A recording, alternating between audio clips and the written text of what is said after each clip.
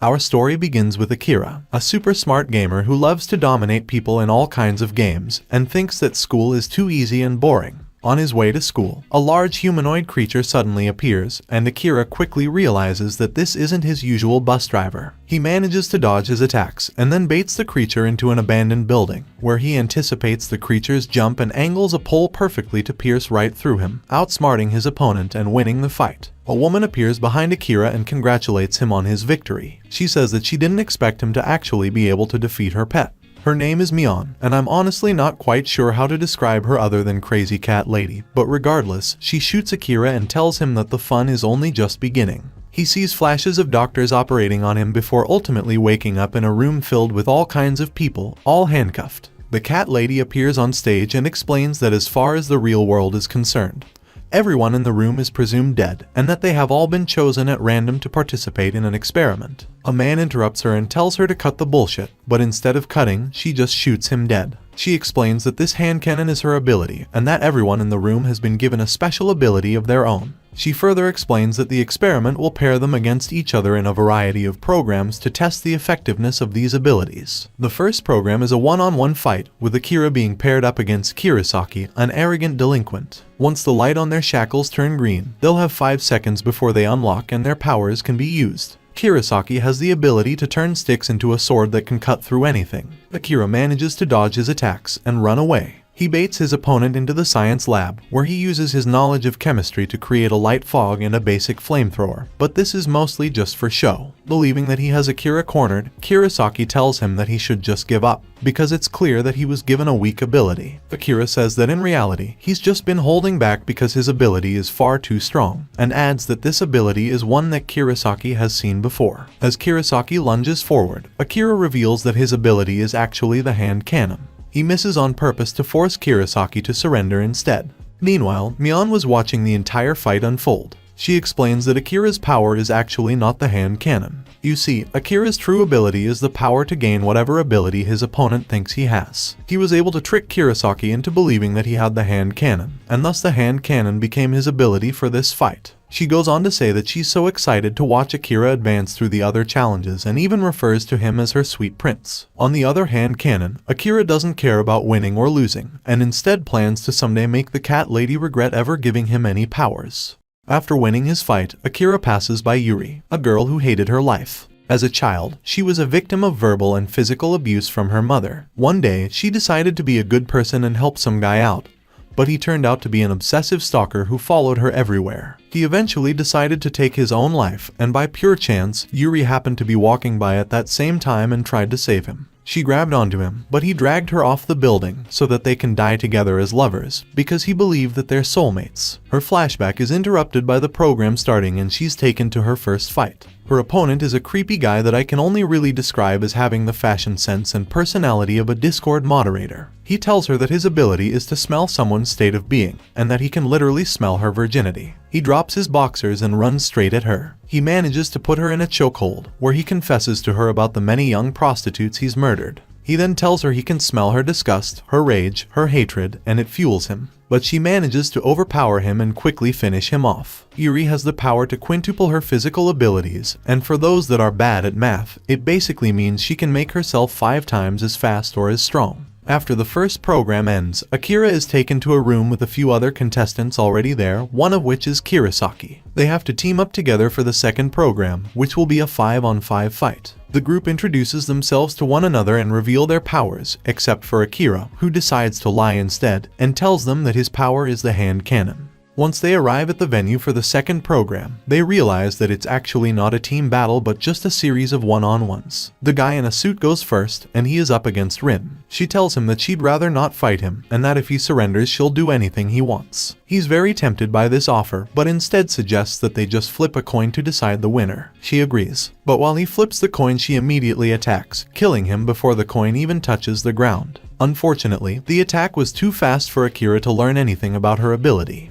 Up next is Kumagiri, who is going up against Ringo. Her power is to copy someone's ability but only at 1/10 of its full effectiveness. This also allows her to see information about her opponent's ability and sees that Kumagiri has the ability to become invulnerable for 2 seconds. If she copied his ability, she would only be invulnerable for 0.2 seconds, which is not very useful against a big chunk of a man like Kumagiri, so she decides to just forfeit as soon as the fight starts. The next 2 contestants get on stage. It's Kirasaki versus supporting character number 8. Her power is to shoot marbles that she can then transform into boulders after a brief delay, but Kirasaki is too fast and dodges and slices through all her attacks. Not wanting to kill her, he tells her to forfeit. However, she reveals that she has one more trick up her sleeve, as a marble rolls up right underneath Kirasaki and expands. It crushes his balls, granting her the victory. It's now Akira's turn to fight, but as a cool guy, he doesn't really care if he wins or loses. He's only interested in testing the limits of his powers. He holds his hand up to his opponent and tries to summon the hand cannon, but nothing happens. He then turns to Kirasaki and makes him believe that he's about to shoot him, which makes the hand cannon appear. This of course makes his opponent believe that he has the hand cannon ability and he can now use it against him. But his opponent has the ability to shield himself against attacks so long as he is touching the ground. While his opponent fantasizes about what might happen if he actually wins, Akira appears behind him and tells him to hold his hands up, forcing him to forfeit. The next fight is between Yuri and the man who caused her death. He tells her that it's destiny that they're together again, and that he'll do anything to be with her. His power is to make himself as hard as steel, which is something fanservice already does to me. But his ability is no match for Yuri, who completely overpowers him and knocks him out of the ring. The game is over and Akira's team wins. The winners are treated to a feast, while the losers must wear humiliating outfits. When Kirasaki is rude to Ringo, Akira reminds him that they were the ones who carried him to victory, so perhaps he should also be wearing a humiliating outfit. But that would require some balls, and I don't think he's got any left. For the next phase of the program, Akira splits up from his teammates, and they have a pretty heartfelt goodbye. He even tells Yuri that he hopes she comes back alive, and she says she hopes to see him again too. But their time apart is short-lived, as they find each other again right at the start of the 3rd program. They also meet Katsuya, who says he's a member of Team Green, and takes them to Team Green's base. It's a small village, where people seem to work, farm and live together in harmony. The leader of Team Green is Shirasagi, who explains that Team Green was created to oppose Team Red, a powerful faction led by 2 men who use those weaker than them as slaves. One of the leaders is Kuro, who has the ability to collect debts owed to him in the form of commands which must be obeyed. It's with this power that they control their slaves. The other leader is Ichi, who has the same power as Yuri, but due to his greater physical prowess, he is a much more powerful user of this ability. Believe it or not, these 2 men are brothers. Unbeknownst to Akira, Rin also joined Team Red. Akira and Yuri both agree to join Team Green, but due to the limited space available, they're gonna have to bunk together. Once in the room, Akira tells Yuri that his power is actually telepathy. After some convincing, she believes him and it does become his power. They spend the rest of the night talking to each other telepathically and sharing details about each other's lives. Akira starts to trust Yuri and decides to reveal his actual true ability to her, so that they can work together better.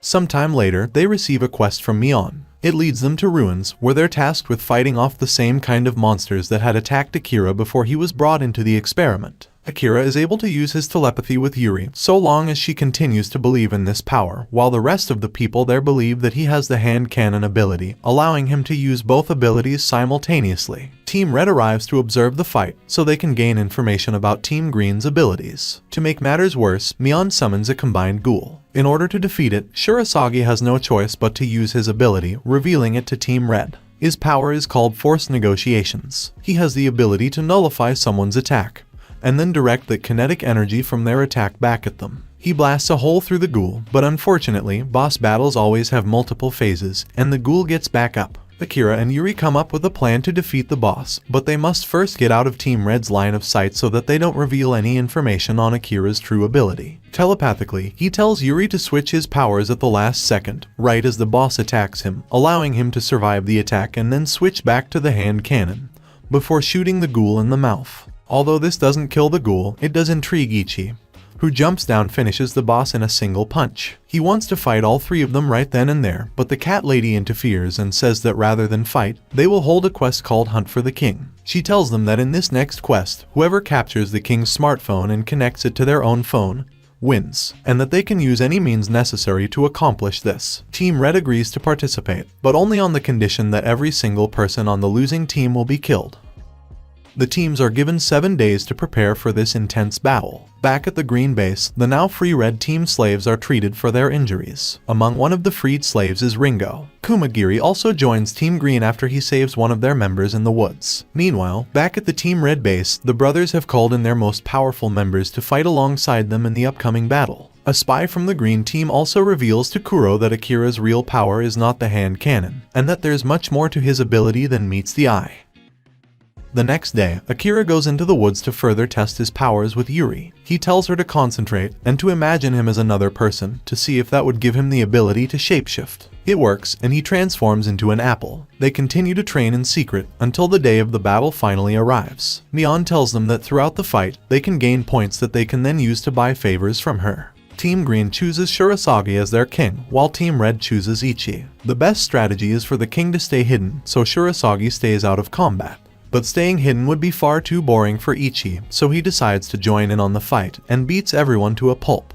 Elsewhere, Akira runs into Rin, but they actually make a secret deal together rather than fight. Rin doesn't really care who wins or loses, because she'll win either way by helping both teams. Meanwhile, Team Green is losing the battle on various fronts to Red Team's powerful generals, and this is causing Akira to doubt whether this fight is actually winnable. He's used to winning games on his own, but now he has to rely on other people. Thankfully, he's never had to play League of Legends. Yuri arrives just in time to save her friend, and tries to hold off Ichi until reinforcements get there. On the other side of the battlefield, Kumagiri is fighting against a bartender with the ability to shrink things. He uses that power to slice Kumagiri's arm off with a thin piece of string that he had wrapped around it. Kumagiri flashes back to his childhood, where he watched his brother fighting in the ring as a wrestler. But an unfortunate car accident killed his brother, and thanks to his brother's organs, Kumagiri was able to go on living.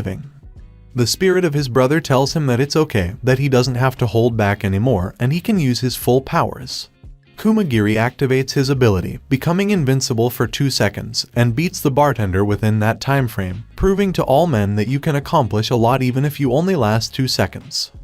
Elsewhere, Akira runs into Kirasaki, who reveals that he joined Team Red just so he could rematch Akira. Kirasaki is too fast for the hand cannon and pins Akira to a tree. But right when he has Akira in a pinch, he warns him that an attack is coming from above and saves his life, because he wants to be the one to kill Akira. Kirasaki calls a truce and decides to fight Rindo, the swordsman with the same ability as him.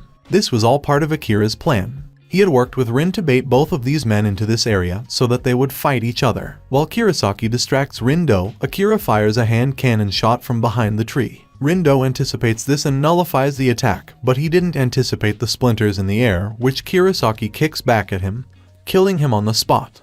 Moments later, Akira arrives to confront another one of Team Red's general, but this old man tells him that he knows that the hand cannon is not Akira's real ability. Akira panics and runs away as the general chases after him. But he pulls out a sword from behind the tree, which the general instantly recognizes as Rindo's sword. He starts to speculate that Akira must be really strong if he was able to defeat the legendary swordsman, and wonders if Akira might have the ability to copy powers. Akira then slashes at the old man and finishes him off rather effortlessly. He reveals that he was actually the one that leaked the information about his hand cannon ability being fake, so that his enemies would start to speculate, and therefore give him the opportunity to trick them into believing that his ability is something else entirely. Back at the main camp, Shirasagi and Ringo have captured a spy, but when this spy is murdered, they realize that there is another one among them.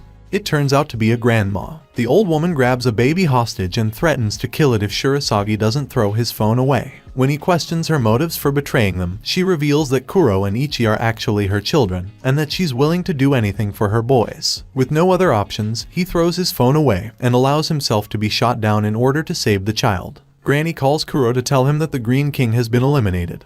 But when Kuro calls Mion to confirm this, she says that they haven't won yet and that the Green King is still alive.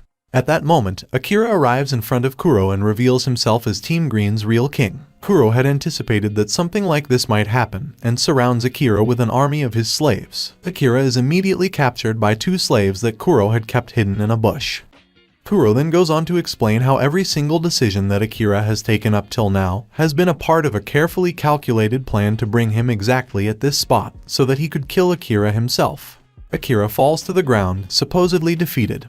but in reality, he was the one actually manipulating every single decision made by Kuro. You see, the red team member who leaked that Akira's hand cannon ability was fake was actually Akira in disguise. He had captured one of Team Red's members and, with the help of Yuri, was able to shapeshift into him. Then he walked into Team Red's base, where he was able to gather all kinds of information, including what slaves they had, and thus what powers Kuro had access to. He even saw Kuro's knife and knew that because of his ego, he would want to finish off Akira with his own hands. He tells Kuro that he now has him exactly where he wants him, and uses Shurasage's ability to finish off Kuro to avenge his death.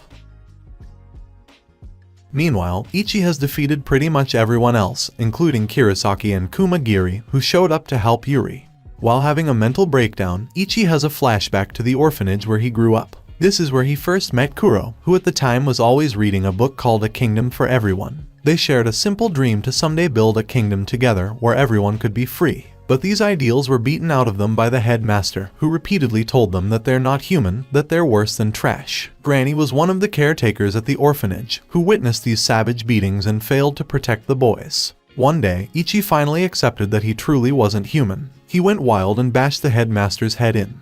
Back in the present, Akira arrives to stop Ichi. Prior to the fight, Yuri had practiced envisioning Akira with the ability to end the fight in one immensely powerful punch, and as long as she believes in that ability, Akira can win. He dodges Ichi's attack, and unleashes every ounce of his power into a single punch that sends Ichi flying.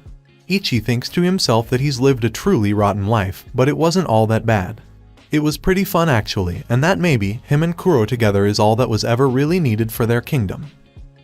With the Red Team Kings defeated, Mion arrives to congratulate Team Green on their victory. Akira later wakes up in his own bed, in his own house, back in Tokyo, where he's reunited with Yuri, and the cat lady is never too far behind. Thanks so much for watching. This has been Recap Sensei, and I hope to see you all again in the next video.